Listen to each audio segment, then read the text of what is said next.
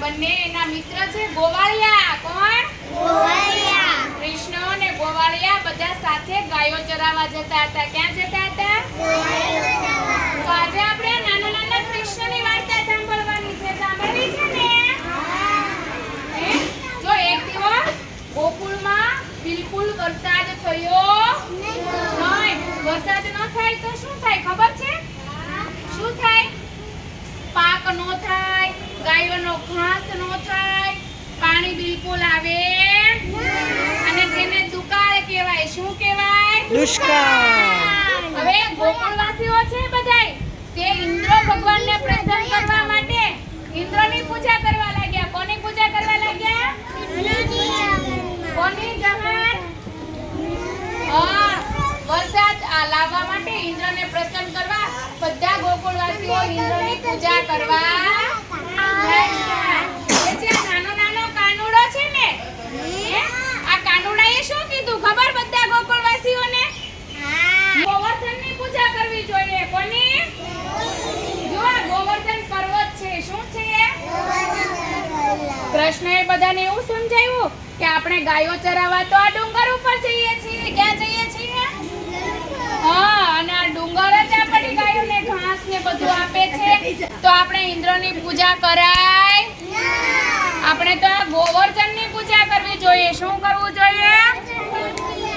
એટલે જે આ ગોકુળવાસીઓ છે તે આ ગોવર્ધનની પૂજા કરવા બેસી ગયા. એટલે જે ઇન્દ્રદેવ છે ને એ તો ગુસ્સે થઈ ગયા અને મુશળધાર વરસાદ વરસાયો. કરો બધા? આપણે અત્યારે આવ્યો ને વરસાદ. કેવો વરસાદ આવ્યો? મુશળધાર વરસાદ. ખૂબ વરસાદ વરસાયો. શું થયું?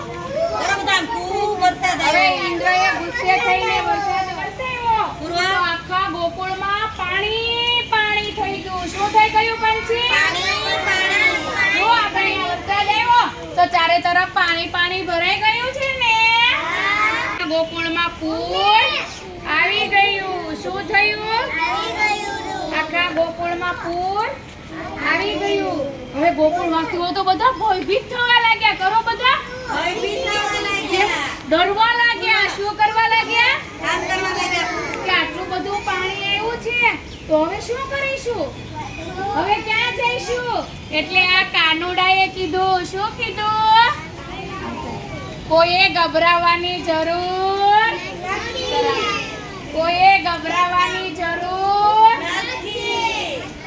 વિષ્ણુ ભગવાન છે એ જ બધાનું રક્ષણ કરશે. અને પછી આ કાનુડાએ શું કર્યું?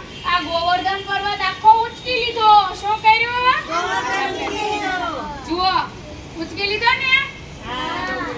જુઓ, અને આખું ગોકુળ છે તે ગોવર્ધન પર્વતની નીચે આવી ગયું. શું થયું? જુઓ, આ બધા ગોકુળવાસીઓ છે ને આ પર્વત નીચે આવી ગયા. જુઓ, આવી ગયા ને. ભગવાને ટચલી આંગળીએ પર્વત ઉચકી લીધો. તાળી પાડો. અને બધા ગોકુળવાસીઓ તો ખુશ ખુશ થઈ ગયા. જય શ્રી કૃષ્ણ.